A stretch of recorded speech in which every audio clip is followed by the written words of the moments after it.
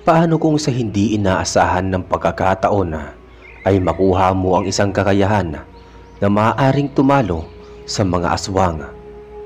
Ano ang iyong gagawin? Mapagpalang araw sa lahat.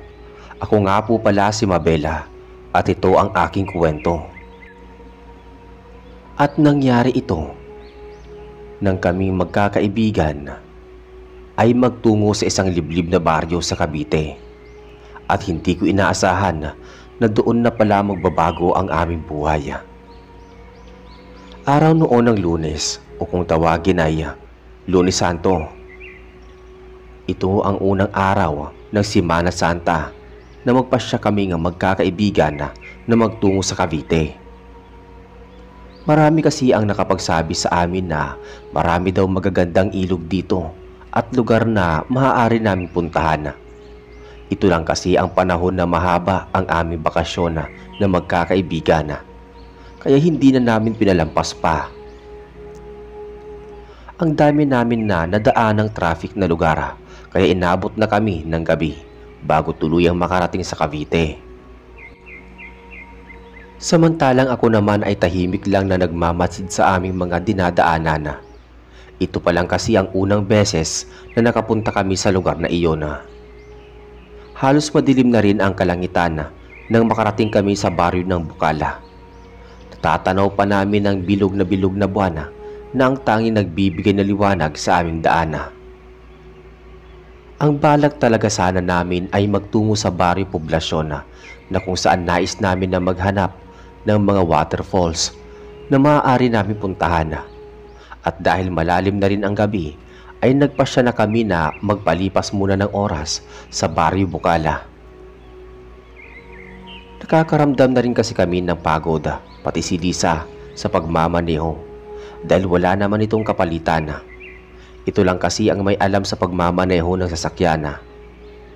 At bago pa kami makarating sa baryo poblasyon ay aabutin din ng halos kalahating oras. Magpahinga na lang muna kaya tayo dito. Maghanap ng makakainan at matutulugan. Saad ko.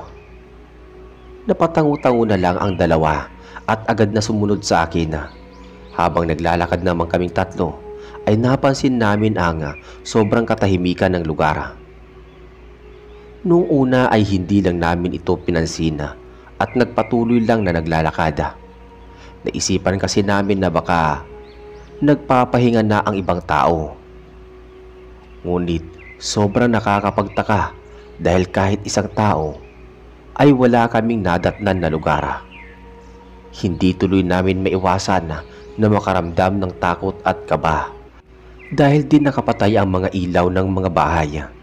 Kaya tangi ang liwanag ng buwan ang aming ilaw. At nang marating namin ang gitnang bahagi ng baryo Bukala ay nakita namin ang ilang mga kabahayan. Nakahinga naman kami ng maluwag nang makita na ang ilang bahay dito ay may mga nakabukas na ilaw. Subalit ang iba sa mga bahay ay nakabukas lang ang pinto at tila wala ng mga nakatira dito. Nagpatuloy lang kami sa paglalakad hanggang sa tumambad sa aming tatlo ang magulong baryo at mayroon pang mga nagkalat na dugo sa paligid. Hindi naman kami makapaniwala sa aming nasaksihan sa karumal-dumal na kalagayan ng mga naninirahan sa baryo. Kalat na kalat ang mga putol-putol na bahagi ng katawan ng mga nakahandusay na malambuhay na tao. Hindi na namin napigilan pa ang mapaduwala sa aming nakikita. Nangihina na napaupo na lang ako sa lupa at napatulala. Nang mga oras na yon ay sobrang nilamon na ako ng takot. Hindi pa rin ako kumikibo dahil nakatitig lang ako sa patay na katawan ng isang batang babae. Napaluha na lang ako at naikuyom ang aking mga kamao. Hindi ako makapaniwala na makakakita kami ng isang krimen at kung tao ang gumawa nito ay sobrang nakakahintik ang nangyari dahil bata at matanda ay kanyang pinatay. Tumayo naman ako at nagmamadaling pumasok sa isang bukas na bahay at doon nga ay tumambad din sa akin ang masangsang na amoy ng mga bangkay na nasa loob ng bahay. Nagmamadali na lang akong naghanap ng gamit sa loob ng bahay at agad ko namang kinuha ang mga kumot at inilagay sa katawan ng mga namatay. Hindi ko kaya na iwan na lang ang kanilang mga katawan na nakabuyang yanga. Kung kaya ko lang ilibing ang lahat ng kanilang katawan, ginawa ko na. Naramdaman ko naman ang pagsunod nila Rosa at Lisa sa akin at tinig ko rin ang kanilang pagbuntong hininga. Napatakip na lang sila ng kanilang bibig at ilong dahil sa masamang amoy ng bangkay. Napaiyak na lang din si Rosa at Lisa at pilit akong pinapatigil sa aking ginagawa. Hindi naman ako nagpatinag at patuloy ko lang na tinatakpan ang mga bangkay na nagkalat sa aming paligid. Naramdaman ko na lang ang pag-agos ng luha sa aking mga mata. Napatigil na lang kaming tatlong magkakaibigan nang may biglang sumulpot na isang lalaki at may hawak ito na bolo. Puno ng dugo at sugat ang buo niyang katawan. Inakala tuloy namin na ito ang gumawa ng pagpatay sa baryo. Natatakot kami na napaatras papalayo sa lalaki dahil kami naman ang sunod nitong saktana. Napahawak na lang kaming tatlo sa isa't isa at natatakot sa mangyayari. Pero nagulat na lang ako nang bigla itong matumba at nawalan ng malay sa aming harapan. Agad naman akong bumitaw sa pagkakakapit sa aking mga kaibigan at agad na pinuntahan ang lalaking bigla na lang nawalan ng malay. Takot naman sina Rosa at Lisa at hindi agad lumapit sa lalaki. Pilit din nila akong hindi pinapalayo sa estrangherong lalaki dahil baka ito ay nagpapanggap lamang na nahimatay. Ngunit sa tingin ko naman ay nawalan talaga ito ng malay dahil napansin ko ang dami ng kanyang sugat sa katawan. Nagmamadali naman akong pumasok ulit sa loob ng isang bahay at kumuha ng palanggana na may tubig at bimpo. Hindi ko alam pero naawa ako sa sinapit na kalagayan ng lalaki. Pinunasan ko na lang ang dugo na nasa kanyang katawan at napansin ko rin na malalalim ang mga natamo nitong sugat. Napakunod na lang ang aking noo nang ma-inspeksyon ko ang malalalim nitong sugat na para bang nakipaglaban ito sa isang mabangis na hayop. Ang mga sugat nito ay parang mga kalmot ng kuko at ibinaon sa balat ng lalaki. Dahan-dahan ko namang idinampi ang bimbo sa mga sugat ng bagong dating na lalaki. Habang ito nga ay nakapikit, ay napapangiwi pa rin ito sa tuwing madadampian ng bimbo ang mga sugat sa kanyang katawan. At ilang minuto lang ang nakalipas ay dahan-dahan na nagmulat ang lalaki ng mata at tumingin sa aking mga mata. Di rin naman ako natinag sa aking ginawa at nagpatuloy lang sa paglinis ng sugat ng kanyang sugat. Sa pagkakataon na iyon ay tila ba wala akong naramdaman na panganib na dala ng lalaki. Natataranta naman na tumayo ang lalaki at tumingin sa paligid. Bakas nga sa kanyang mukha ang takot nang bigla na lang kaming nakarinig ng malakas na pagaspas ng pakpak na parang may malaking ibon ang paparating. Nanlaki naman ang mga mata ng lalaki at natatarantang inabot sa akin ng isang bato na hugis ipo-ipo. Inabot din ng lalaki ang kanyang bolo at buntot pagi kasama na rin ang maliit na libreta. Napakunot na lang ang aking noo at hinawakan ang mga ito kahit hindi ko maunawaan ang mga nangyayari.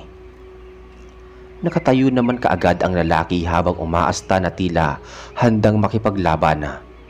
Ang nakapagtataka pa ay pinagtutulakan niya kami na magtago at hinabilin na huwag kaming basta-basta lalabas kahit anong mangyari.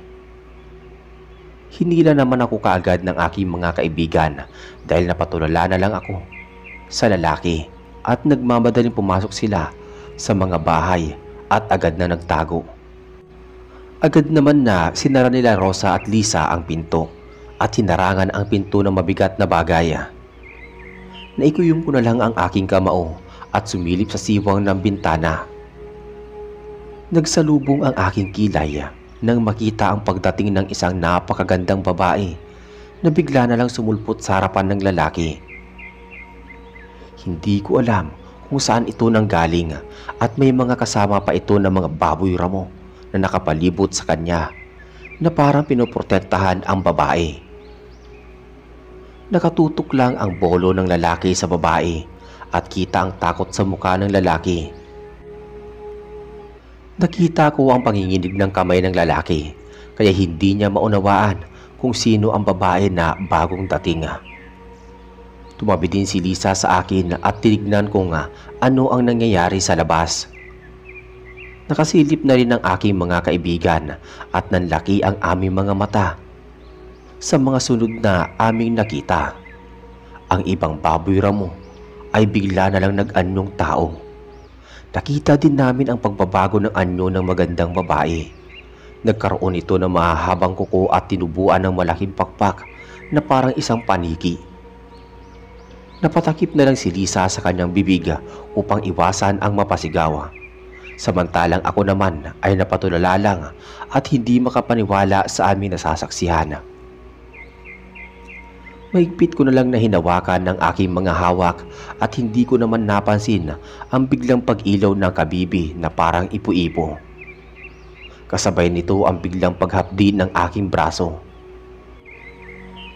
Agad ko naman na itinaas ang aking manggas at nagulat ako nang makita na bigla na lang nagkaroon ng marka ng ipo-ipo sa aking braso.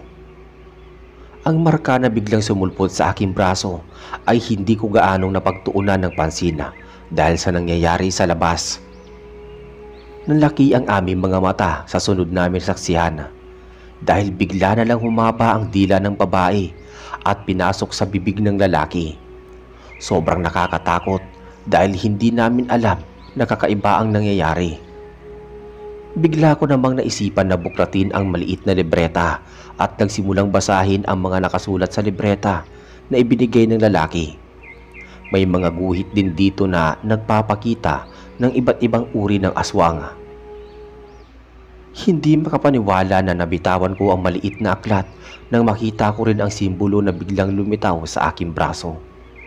Nanginig ang aking kamay nang muling tinignan ang simbolo na nakatatak sa aking braso. At dahil sa gulat sa mga nangyari ay hindi sinasadya na makalikha ng ingay si Lisa, dahilan para mapalingon sa aming pwesto ang babaeng aswang. Binitawan nito ang lalaki na ngayon ay nangingisay na at unti-unti nang nagiging aswang. Tinapik-tapik naman ako ng aking mga kaibigan at natatarantang sinabi ang mga nangyayari at nakita ko nga na papalapit na ang aswang sa pinagtataguan naming bahay. Bigla naman akong tumayo sa harap ng aking mga kaibigan at ewan ko ba kung ano ang pumasok sa aking isip na tila handa na akong labanan ang mga aswang. Napatakip na lang kaming lahat nang marinig ang matinis at malakas na sigaw ng aswang. At ayon sa aking nabasa sa libreta ay ang nilalang na ito ay isang bangkila na. Nangihina na napaluhod naman sila Lisa at Rosa dahil sa sobrang takot. Naramdaman ko rin ang panginginig ng aking tuhod dahil ngayon lang ako nakakita ng ganitong mga bagay. Hindi ko naman maintindihan ang aking sarili kung bakit bigla na lang akong hindi nakaramdam ng takot at nagkaroon ng lakas ng loob. Bigla ko namang naramdaman ang pagbilis ng aking pagkilos. Hawak ko sa kanan kong kamay ang bolo at sa kaliwa naman ang buntot pagi na ibinigay kanina ng lalaki. Nagulat naman ang aking mga kaibigan nang matapang kong binuksan ang pinto at walang takot na lumabas ng bahay upang harapin ang aswang. Pipigilan pa sana ako ni Lisa ngunit mabilis kong isinara ang pinto upang hindi na sila madamay pa sa aking pasya. Napaiyak na lang sina Rosa at Lisa at napayakap sa isa't isa. Alam ko naman na pinapanood nila ang aking ginagawa. Kaya hanggat maaari ay hindi ako nagpakita ng takot upang hindi sila gaanong mag-alala. Napahigpit na lang ang hawak ko sa bolo at buntot pagi. Pinalibutan din ako ng mga baboy ramo na tinatawag pala na mga awok. Ayon sa nabasa ko sa libreta, ang awok ay isang mababang uri lamang ng mga aswang. At ito ay susunod-sunod lang sa mga bangkilan. Mabilis na sumugod sa aking pwesto ang mga ito. Hindi ko inaasahan na ganito pala kabilis ang kilos ng mga aswang. ngunit hindi ko maiwasan na bumilib sa aking sarili dahil sa bilis ko rin na naiwasan ang mga atake ng mga ito. Sigurado ako nga magugulat din ang aking mga kaibigan. Hindi kasi namin inaasahan na may ganito akong lakas. Bigla ko tuloy naisip na baka may kinalaman ang lahat ng ito sa marka na nasa aking braso. Nang akmang susunggaban na ako ng awok ay nakatalikod kong tinarak ang bolo sa kanyang dibdiba. Napailing na lang talaga ako dahil sobrang nagugulat ako sa aking mga nagagawa. Tumalsik ang dugo ng awok at bigla na lang din ito nga bumalik sa dating anyo. Sabay-sabay na sumugod sa aking pwesto ang iba pang mga awok. Mabilis ko namang iginalaw ang aking mga kamay na may hawak na bolo at buntot ng pagi. Hindi ko nga maiwasang matawa dahil parang kakaibang tao na ako dahil sa husay ko sa pakikipaglaban. Hindi ko inaasahan na kaya ko palang makipaglaban lalo na sa mga aswang. Kung tutuusin ay nahihirapan pa rin akong maniwala na totoo ang mga aswang. Samantalang ang mga pinuno ng aswang ay nanunood lang sa aking pakikipaglaban sa mga awok. Habang abala ko sa pakikipaglaban ay bigla ko na lang narinig ang marahas na pagbukas ng pinto ng bahay na pinagtataguan ng aking mga kaibigan. Napatili na lang ang dalawa nang makita na ang lalaking aming tinulungan kanina ay isa na ring aswang. Nawala na rin ang mga sugat nito at namumula ang mata at unti-unti na rin nagbabago ng anyo. Takot naman na sumigaw ang aking mga kaibigan. Napatigil naman ako sa pakikipaglaban nang marinig ko ang malakas na sigaw ng aking mga kaibigan. Nagmamadali ko namang pinatay ang mga awok na patuloy na sumusugod sa aking pwesto. Nakaramdam ako ng takot ng mga oras na iyon para sa kaligtasan ng aking mga kaibigan. Nang tignan ko kasi ang bahay na kung saan nagtatago ang aking mga kaibigan ay nakita ko na tuluyang nakapasok ang isang awok. Mas binilisan ko palalo ang paghampas ng buntot ng pagi sa katawan ng awok na humarang sa aking daanan. Hindi ko lang maalis ang aking tingin sa bahay kung nasaan ang aking mga kaibigan. Bala ko na rin sana na bumalik doon upang sila na ay iligtas. Subalit patuloy akong nahihirapan at hinaharangan ng mga aswang. Nakita ko naman na binabato nila ng kung ano-anong mga bagay ang baboy ramo at natitigilan na lang ako nang marinig ko ang malakas nilang sigawa. At nang marinig ko nga ang sigaw ng aking mga kaibigan ay malakas kong inihagis ang isang awok at mabilis na tumakbo pabalik sa bahay.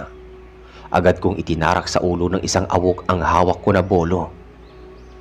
Hinihingal naman ako na tumingin sa aking mga kaibigan na ngayon ay takot na takot na.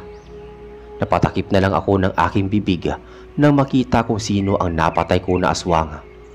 Sobrang nakonsensya ko dahil ito ang lalaki na tumulong din sa amin kani-kanina lang na itago kami sa mga aswang. Subalit wala na akong magagawa kundi ang patayin ito upang iligtas ang aking mga kaibigan. Punong-puno na rin ng dugo ang aking buong katawan at hinihingal na din ako sa pagod. Umiiyak naman na lumapit sa akin sina Rosa at Lisa at mahigpit nila akong niyakap. Napabuntong hininga na lang ako at kumuha na lang ako ng kumot at itinakip sa bangkay ng lalaki. Nanginginig naman sina Rosa at Lisa dahil sa takot na kanilang nararamdaman, kaya pilit ko na lang silang pinapakalma. Nagtungo naman ako sa loob ng kusina at kumuha ng asin at bawang upang gamitin nila itong proteksyon. Nabasa ko kasi sa maliit na libreta na mabisa ang asin at bawang na panlaban upang hindi makapasok ang mga aswang sa bahay. Nagsaboy kaagad ako ng asin sa bintana at pinto ng bahay. Iniabot ko na rin ang lagayan ng asin kay Rosa at muling lumabas ng bahay upang harapin pa ang mga aswang. Napangisi na lang ang bangkilan at dahan-dahang lumapit sa aking pwesto. Naging maingat naman ako sa aking pagkilos at binabantayan ang galaw nito dahil sa tingin ko ay mas malakas ito kaysa sa aking mga naunang nakaharap. Mabilis din naman akong kumilos at pinatay lahat ng mga sumusugod sa aking pwesto. Hindi ko naman napansin ang biglaang pagsugod ng bangkilana kaya nagawa ko nitong makalmot sa aking kanang pisngi. At doon ko napagtanto na mas mabilis ang kilos nito kumpara sa mga awok na aking nakaharap. Napahawak na lang ako sa aking pisngi na ngayon ay namamanhid at nararamdaman ko nga ang pagtulo ng dugo mula sa aking sugat. Nakita ko naman na dinilaan ng bangkilan ang dugo ko na naiwan sa matalim niyang kuko. Nakaramdam ako ng inis sa naging ekspresyon ng mukha ng aking kaharap. Tila nasasarapan kasi ito sa aking dugo at nagpapainit palalo ng aking ulo. Bahagyang nawala tuloy ang aking focus sa iba pang mga aswang at agad akong pinuntirya ng bangkilana. Naging mas marahas nga ang aking mga galaw at agad kong inundayan ng saksak ang naturang bangkilana. Ngunit mabilis naman itong naiwasan na ang aking pag-atake. Nakita ko naman na sinasabuyan ng asin nila Rosa ang ibang aswang na sumusugod sa bahay kung nasaan sila. Napadasal na lang ako sa aking isipan na sana ay magawa namin na makaligtas. Hindi ko naman inaasahan na may mga sumusulpot pa pala na isang bangkilana. At tanging ang mga kaibigan ko lang ang nakakita ng pagsulpot nito sa aking likuran. Natataranta naman si Rosa na sumisigaw upang ako ay balaan. Ngunit bigla na lang sumigaw ang bangkilan na aking kaharap. Kung kaya't hindi ko na narinig ang gustong sabihin ng aking kaibigan na si Rosa. Hindi ko inaasahan na lalabas pala si Rosa ng bahay upang ako ay tulungan at iligtas. Isinuot niya sa kanyang leeg ang ginawang kwintas na puno ng bawang. Hinahagisan niya naman ng asihin ng mga awok na sumusubok na lumapit sa kanya. Nang malapit na siya sa aking pwesto, ay agad niyang sinabuyan ng asin na ang bangkilan. Kaya agad akong napalingon sa aking likuran. At sa aking paglingon ay nakita ko mismo ang pagtarak ng matulis na kuko ng bangkilan sa dibdib ng aking kaibigan na si Rosa. Isinagad pa nito ang kamay sa loob ng katawan ni Rosa dahilan para matamaan nito ang puso ng aking kaibigan. Natulala na lang ako dahil sa pagkakabigla sa nangyari. Hinugot naman ng bangkila ng puso ni Rosa at sinimulan kainin sa aking harapan. Nakaramdam ako ng sakit sa aking puso na parang dinudurog ito ng aking makita. Wala nang buhay ang katawan ni Rosa. Kumalat na rin ang dugo nito sa lupa at namatay na lang ito na nakadilat ang kanyang mga mata. Sobrang sakit na wala man lang akong nagawa para siya ay iligtas. Habang ang kaibigan ko naman na si Lisa ay lumabas na rin ng bahay. Kaya maagaw nito ang atensyon ng awok at agad siyang sinugod ng mga aswang. Napahiga na lang si Lisa at umiiyak na nakatingin sa akin na nakatulala at nakatitig lang sa nangyari. Napatigil na lang ako at natulalang tinignan kung paano siya kinain ng mga aswang. Parang nawalan na ako ng lakas na lumaban. Bago tuluyan ng malagutan ng hininga si Lisa, ay ngumiti pa ito sa akin. Dahilan para unti-unti nang pumatak ang luha sa aking mga mata. At napaluhod na lang ako at wala nang lakas pa para lumaban. Tumawa naman ang dalawang bangkilan at lumapit sa akin. Akala ko ay papatay na rin nila ako dahil paulit-ulit kong sinasabi na patayin nila ako. Subalit napapailing lang ang bangkilan at itinaas ang aking ulo upang magtama ang aming tingin. Dinilaan nila ang aking luha at tumawa dahil sa nais ng mga aswang na ako ay pahirapan. Umalis na rin ang mga bangkilan kasama ang mga natira pang awok dahil malapit na rin ang pagsikat ng araw. Nakaluhod na lang ako at napapasigaw dahil sa sobrang sakit ng nangyari. Hindi ko inaasahan na mawawala sa akin ang aking dalawang kaibigan. Nagmamadali naman akong gumapang upang lapitan ang mga walang buhay na katawan ng aking mga kaibigan. Patuloy pa rin ako sa pag-iyak at pagyakap sa katawan ng aking mga kaibigan. Labis-labis ang sakit na aking nararamdaman at hindi ko maiwasan na sisihin ng aking sarili sa pagkamatay ng dalawa kong kaibigan. At kahit nangihina pa, ay pinilit ko na maghukay upang bigyan ng maayos na libing ang mga ito. Nang mailibing ko na ang kanilang mga bangkay, ay umalis na ako sa baryo na ito, dala ang maliit na aklat, bolo at buntot ng pagi. Nagsimula na akong maglakad sa kakahuyan patungo sa baryo poblasyon, kung saan sinasabi sa libreta na ito ay pugad ng mga aswang. Hindi pa ako nakakalayo nang bigla na lang ako may nakasalubong na isang lalaki. Agad ko naman na itinutok sa kanya ang hawak ko na bolo, subalit bigla na lang akong nakaramdam ng panlalabo ng aking paningin at nahilo. At doon ay bigla na lang akong natumba dahil na rin siguro sa sobrang pagod at gutom. Ayon naman sa binata na nakakita sa akin, ay agad niya akong tinulungan. Hinawakan niya ang aking noo at naramdaman niya ang mataas kong temperatura. Kahit punong-puno pa ako ng dugo, ay hindi siya nagdalawang isip na ako ay tulungan. Agad niya akong binuhat at pinitpit din lahat ng aking mga dala at sinakay sa kanyang sasakyan. At dinala pala ako ng lalaki sa bayan kung nasaan ang kanilang bahay. Nang dalhin niya ako sa kanilang bahay ay bahagya naman akong nagkaroon ng malay. Ngunit wala akong lakas para magreklamo. Halata naman sa mukha ng tinatawag nito na lolo ang gulat nang ako ay makita. Hindi ko naman ito masisisi dahil kung ibang tao ang nakakita sa akin ay siguradong pababayaan na lang akong mamatay sa daan. Pumasok na ang lalaki na nagngangalang Marco sa kanilang bahay at agad akong inilapag sa isang papag. Nagmamadali din itong kumuha ng palanggana at pambunas. Habang nasa kusina naman ang lalaki ay bigla na lang umilaw ang tanda ng ipo-ipo na nakamarka sa aking braso. Hindi naman sinasadya na makita ito ng matanda na may kaalaman din tungkol sa tanda ng ipo-ipo. Nang dumating si Marco ay nakita din ito na umiilaw ang tanda sa aking braso. Isa siyang antingera. Bakit mo siya dinala dito? Gulo lang ang pinasok mo, Marco.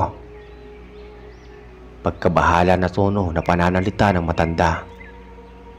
Napabuntong hininga na lang ang lalaki at mababakas naman sa kanyang muka ang pag-aalala dahilan upang ito ay aking pagkatiwalaan. Napailing na lang ang matanda at iniwan kaming dalawa ni Marco. Nagumpisa na nga itong gamutin ang aking mga sugat, kaya hinayaan ko na lang ang aking sarili na tuluyang makapagpahinga. Ilang linggo din ang lumipas ay hindi pa rin daw ako nagigising sa hindi malamang dahilan. Ayon nga sa kanilang kwento ay palagi ko daw tinatawag ang pangalan ng aking kaibigan habang ako ay tulog. Sinabi din ng lalaki na hindi siya umalis sa aking tabi upang ako ay bantayan at matyaga ko nitong inalagaan. Umabot na rin sa bayan ang balita tungkol sa naging pagsalakay ng mga aswang sa baryo Bukal na nagdulot ng takot sa buong lugar. Nang idilat ko ang aking mata ay napansin ko ang nakahawak na kamay ni Marco sa aking kamay. Napabalikwas naman ako ng tayo dahil sa pagkakabigla at agad ko namang hinanap ang aking mga gamit sa pampatay sa mga aswang. Nagising naman din ang lalaki at sobrang saya nito nang makita na gising na ako. Napataas na lang ang kamay ng lalaki at lumayo sa aking pwesto dahil galit na galit kong itinutok sa kanya ang hawak ko na bolo. Narinig naman ng lolo ni Marco ang nangyayaring kaguluhan sa kwarto, kaya agad itong dumating. Nagulat naman ito nang makita ang aking ginagawa. Sa huli nang ako ay kumalma, ay ibinaba ko na rin ang aking hawak na bolo. Dahil naimasmasan ako na ito ang mga tao na tumutulong sa akin. Itinaas ko naman ang manggas na suot ng aking damit at doon nakita ay nandoon ang marka ng ipo-ipo. At bigla ko na lang naalala ang lahat ng nangyari, pati na rin sa aking mga kaibigan. Ang matanda naman na inaya na kami na kumain. Noong una ay nais ko na sanang tumanggi subalit nakaramdam ako ng pagkulo ng aking sikmura. Nagkatinginan na lang kami ni Marco at sumunod na rin sa matanda. Wala naman na akong nagawa pa kundi ang manatili na muna sa bahay ng maglolo. Nagsalo-salo kami sa mga pagkain na nasa hapagkainan. Napangiti na lang ako kay Marco gayon din sa akin ang binata. Napagpasyahan ko na muna na manatili muna sa poder ng maglolo. Nais kasi akong turuan ng matanda sa pakikipaglaban sa mga aswang. Napag-alaman ko kasi na dati palang antingero ang lolo ni Marco at tumigil lang ito upang mamuhay ng tahimik. Ilang buwan na din ang dumaan at patuloy ako sa pagsasanay upang palakasin ang aking pangangatawan at isipan. Natuto na rin ako ng iba't ibang mga kaalaman tungkol sa mga aswang. Ang mga pagsasanay ay naging malaking tulong para sa akin na maintindihan ang mutya ng ipo-ipo.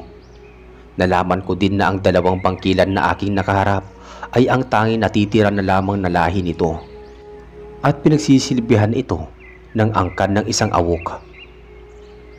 Nabawasan din ang bigat sa aking dibdib at hindi na lang dahil sa paghihiganti ang lahat.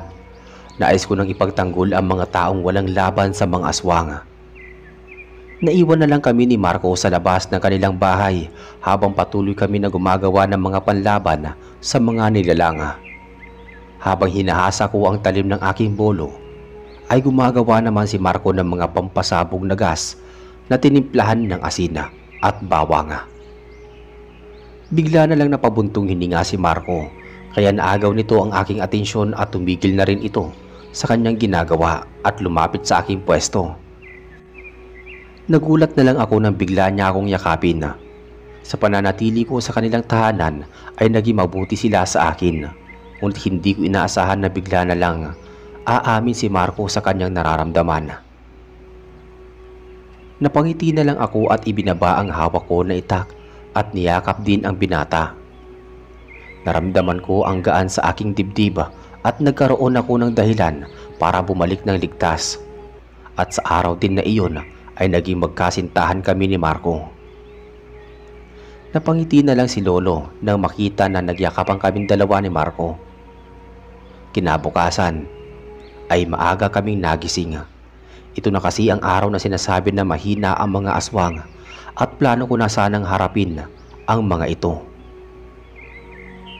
Naghanda na ako ng aking mga gamit na dadalhin upang patayin ang mga aswang sa kanilang pugada. Inilagay naman ni Marco ang mga pampasabog na asin sa aking baga.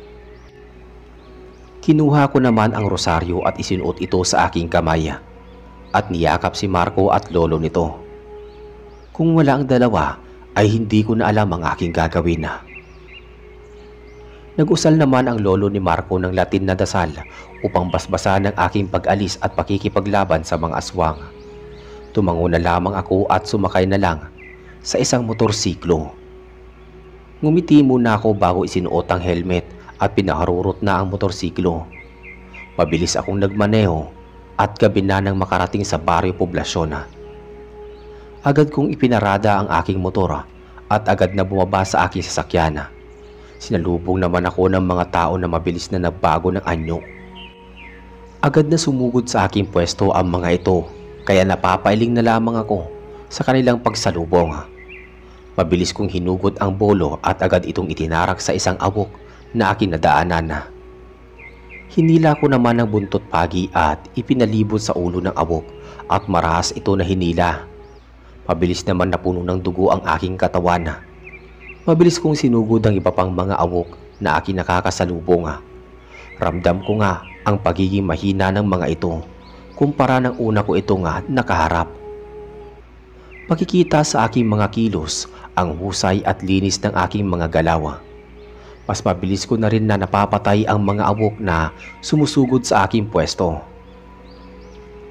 Hinihingal naman ako habang nakatingin sa mga awok na tila lumalayo sa aking pwesto at naririnig ko nga ang isang pamilyar na tunog ng paghampas ng pakpak. Yun ay walang iba kundi bangkilan. Napangisi na lang ako nang makita ang pamilyar na wangis ng mga aswang na pumatay sa aking kaibigan. At muli na naman akong nakaramdam ng galit. Ngunit inalala ko ang mahigpit na bilin ng lolo ni Marco. Humihina ang bisa ng mutya kung ang taong may hawak nito ay napupuno ng galit ang puso. Napabuntong hininga na lang ako at inisip ang iba pang dahilan kung bakit nais kong puksain ang lahi ng mga aswang. Agad ko namang kinuha ang mga pampasabog na ginawa ni Marco at inihagis ito sa mga patay na katawan ng mga aswang. Galit naman na sumisigaw ang dalawang bangkilan sa aking ginawa. Nagkibit balikat na lang ako at hinihagis pa ang mga pampasabog sa mga tirahan na nasa aking paligid. Agad naman na nagbago ng anyo ang dalawang bangkilan at sabay na sumugod sa aking pwesto. Paikot ko silang sinipa at agad itong tumalsik papalayo, samantalang nahagip naman ng isa sa mga bangkilan ang aking braso. Napangiwi na lang ako sa sobrang hapdi na aking natamo. Hindi ko naman ito masyadong ininda at mabilis na kumilos at hinila pabalik ang kamay ng bangkilan at pinulupot ang buntot ng pagi sa kanyang braso. Kitang-kita ko ang pag-usok ng braso ng bangkilan at napapasigaw sa sobrang sakit. Ang isa namang bangkilan ay nagmamasid lang at hindi agad na sumusugod. Inutusan lang nito ang mga awok na sumugod sa aking pwesto. Napailing ako at hindi na rin binibitawan ang pagkakahawak sa isa pang bangkilan. Sinipa ko ang mga awok na sumusubok na lumapit sa akin habang nakapalibot pa rin ang buntot ng pagi sa braso ng bangkilan. At wala akong balak na siya ay bitawan. Ako ang uubos sa lahi ninyo, wika ko, at hindi ako nagdalawang isip na putulin ang dalawang pakpak ng bangkilan na aking hawak. Napasigaw ito ng malakas at hindi pa rin ito binibitawan. Mabilis naman ako na kumilos at itinarak ang matalim kong bolo sa puso ng bangkilan na ito. Nang makita ko na parang mamamatay na ito, ay agad ko na itong binitawan at nagpatuloy sa pakikipaglaban sa mga awok na mas naging agresibo dahil sa aking ginawa sa kanilang pinuno. Nilapitan naman ako ng isa pang bangkilan. Yun ay kapatid niya. Ngunit ilang sandali lang ay nabawian na ito ng buhay. Ilang beses din akong nasugatan pero nagawa ko pa rin na mapatay ang lahat ng mga natitirang awok. Naiwan na lang ang isang bangkilan na masamang nakatingin sa akin. Nakaramdam na rin ako ng hingal at pagod dahil sa dami ng aking nakalaban na aswang. Punong-puno na rin ang buo kong katawan ng dugo at pawis. Mabilis ko naman na iniiwasan ang lahat ng mga atake ng aswang, ngunit sadyang mabilis ang bangkilan. Punong-puno ito ng galit kaya nagawa ako nitong makalmot sa aking tiyan. Napangiwi na lang ako dahil madami na rin ng aking natamong sugat at ramdam ko na rin ang pagod. Nag-focus na lang ako sa mga atake ng bangkilan at nagawa ko itong masuntok sa kanyang muka, kaya napatigil ito at napalayo. Kinuha ko ang pagkakataon na yon upang itarak ang bolo sa puso ng bangkilang isa. Marahas naman akong itinulak ng bangkilan at tumalsik na lang ako sa di kalayuan. Napabitaw ako sa aking bolo na nakatarak sa puso ng bangkilan. Napasigaw sa sobrang sakit ang bangkilan habang hinuhugot niya ang nakatarak na bolo at nagawa niya pa nga akong sugurin na mukhang hindi ko na gaanong naitarak ang bolo sa kanyang puso. Nagulat na lang ako nang itarak ng bangkilan ang bolo sa aking binti. Mabuti na lang at napigilan ko ang kamay nito at hindi gaano na bumaon ang talim nito sa aking binti. Mabilis kong ipinulupot ang buntot ng pagi sa leeg ng bangkilan at nagtagumpay ako na putulin ang ulo nito. Nang matapos ang lahat, ay pinilit ko naman na tumayo at tumingin ako sa paligid na punong-puno ng dugo at mga patay na aswang. Lumapit ako sa aking dala na bag at kinuha ang mga natitirang pampasabog at hinagis sa mga nakahandusay na katawan. Paika-ika naman akong sumakay sa motorsiklo at tinanaw ang nagliliyab na baryo ng isang poblasyon. Sumakay na ako ng motorsiklo upang bumalik kila Marco at hindi na muli pang lumingon. Madaling araw na noong ako'y makabalik sa bahay nila Marco. Nagmamadali naman na lumabas si Marco at ang lolo nito at agad akong sinalubong. Nagmadali na tumakbo si Marco palapit sa akin kaya hindi ko maiwasan na mapangiti. Napadaing pa nga ako dahil sa nasagi niya ang aking mga sugat dahil sa higpit ng kanyang yakap. Napatawa na lang kami at agad akong inalalayan ni Marco pabalik sa loob ng kanilang bahay. Kinuwento ko nga sa kanila ang nangyari habang ginagamot ni Marco ang aking mga sugat. Lumipas ang maraming taon simula nang mapadpad ako sa Cavite, ay hindi na ako muling umalis pa. Ako na rin ang naging itinakdang antingera ng Cavite. Nagkaroon din kami ng isang anak na babae. Ang anak namin ay iminulat na rin namin sa mga kaalaman na tungkol sa mga aswang. Maraming salamat po sa inyong pagbasa ng aking kwento. Sana ito'y inyong nagustuhan